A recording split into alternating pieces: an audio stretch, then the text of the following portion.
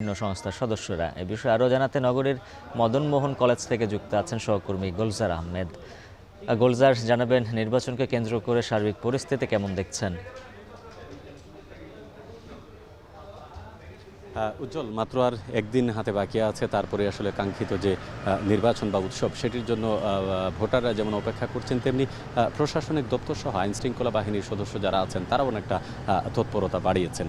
বিশেষ করে আজকে আমরা দেখেছি যে সকল ভোট কেন্দ্রগুলো আছে সেখানে পুলিশ, র্যাব সহ অন্যান্য আইন শৃঙ্খলার বাহিনীর সদস্য যারা তারা নানানভাবে পরিদর্শন করছেন এবং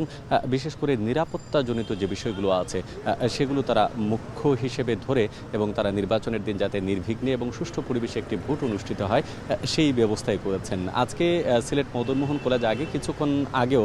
র্যাবের অধিনায়ক তিনি পরিদর্শন করেছেন এই কেন্দ্র সহ বেশ কয়েকটি কেন্দ্র এবং পরিদর্শন শেষে তিনি যেটি বলেছেন যে সিলেট যেহেতু পাহাড়, নদী এবং হাওর বেষ্টিত এলাকা, এখানে বেশ কিছু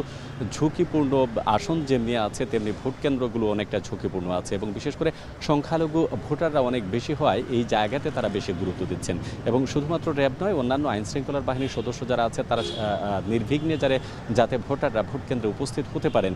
সেজন্য তারা নানান ব্যবস্থা নিয়েছেন এবং বলছেন যে টহল সহ ভোট কেন্দ্রের নিরাপত্তা জোরদারের যে সকল কৌশল নেওয়া যায় তারা সব ধরনের কৌশলই নিয়ে রেখেছেন এবং ভোট কেন্দ্রের বাইরেও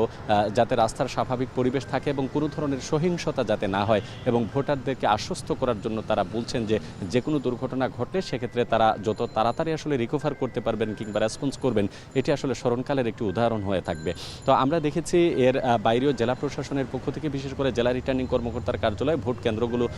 নিরাপত্তা সহ বিশেষ করে সিসিটিভি ক্যামেরা এবং ভোট কেন্দ্রের নিরাপত্তার দায়িত্বে যারা থাকবেন তাদের সাথে নানান মতবিনিময় সহ আনুষ্ঠানিক যে কার্যক্রমগুলো আছে অর্থাৎ ভোট কেন্দ্রের সুষ্ঠু পরিবেশ স্বাভাবিক রাখতে তারা সব ধরনের কার্যক্রম ইতিমধ্যে তারা ব্যবস্থা নিয়েছেন এবং আজকে বিকেল 3:30টার দিকে যৌথ বাহিনীর একটি মহড়া রয়েছে, বিশেষ করে সেনাবাহিনী, পুলিশ, র্যাব সহ অন্যান্য যে সকল আইন শৃঙ্খলা বাহিনীর সদস্যরা আছেন তারা সিলেট বিভাগের যে সার্বিক আইন শৃঙ্খলা পরিস্থিতি এবং ভোটের যে সার্বিক পরিবেশ সে সকল বিষয়ে তারা একটি মহড়া করবেন। এর বাইরে আমরা প্রার্থীদের নানান অভিযোগের কথা আসলে তুলে ধরছিলাম যে বিশেষ করে ভোটার উপস্থিতি নিয়ে তারা যে শঙ্কা প্রকাশ করেছিলেন এই ক্ষেত্রে আইন শৃঙ্খলা বাহিনী কি ভূমিকা নিতে পারে। তারা বলছেন এই রাষ্ট্রটা সবার এবং যেহেতু উৎসবমুখর পরিবেশে একটি ভোট করাই হচ্ছে সরকারের লক্ষ্য, এই জায়গায় আইন শৃঙ্খলা বাহিনী যা যা সহযোগিতা করার প্রত্যেকটি সহযোগিতা করতে তারা প্রস্তুত আছেন। তো এই ছিল আমার কাছ থেকে সিলেটের আইন শৃঙ্খলা সম্পর্কিত সর্বশেষ তথ্য। উজ্জ্বল। সিলেট থেকে নির্বাচনের প্রস্তুতির খবর জানাচ্ছিলেন সহকর্মী গুলজার আহমেদ।